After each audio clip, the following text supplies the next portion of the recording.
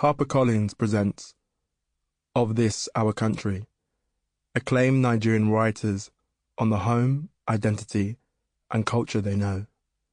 Read by Weruche Opia and Oseloka Obi. Introduction. In September 2020, while the world was locked inside, people were once again falling into other worlds, through podcasts, through films, through TV, through books. Books in particular became a new haven for those who found themselves lost during the pandemic. In the books they read, they discovered solace and escape among the stories created by different writers and visited different cities, cultures, and histories on every page. As avid readers ourselves, we couldn't help but notice how many of the stories being acquired, published, and widely read were written by Nigerians, nor could we deny the exceptional quality of their work. From prize winners to emerging talent, Nigerian writers were topping charts globally and making an impact not only within the publishing industry, but outside it too. We realized that storytelling among Nigerians wasn't just a coincidence, but part of a national and cultural inheritance.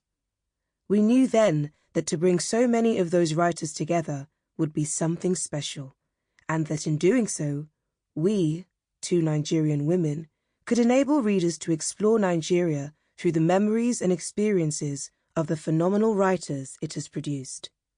After narrowing down an extensive list of incredible writers, we recognized that a cohesive collection would need a brief that anchored it to a single concept, while giving each writer the creative freedom to approach it in their own way.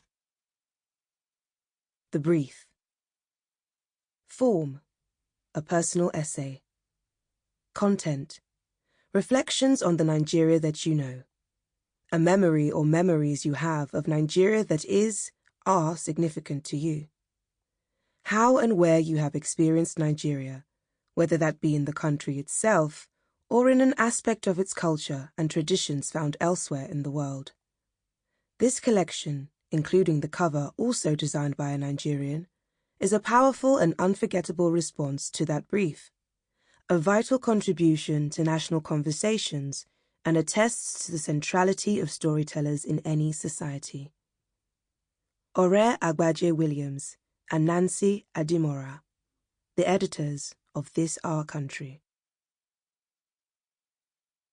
Clarion Calls by Ayobami Adebayo.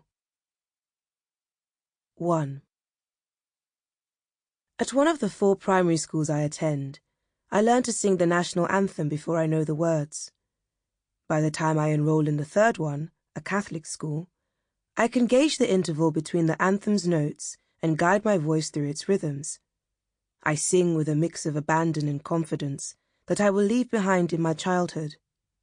My renditions are always part of a student body's, so my errors stay nestled in our chorus, unnoticed by anyone who can correct them.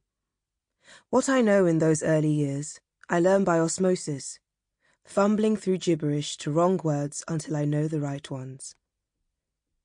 Pledging allegiance to the country and singing its anthem is customary in educational institutions across Nigeria.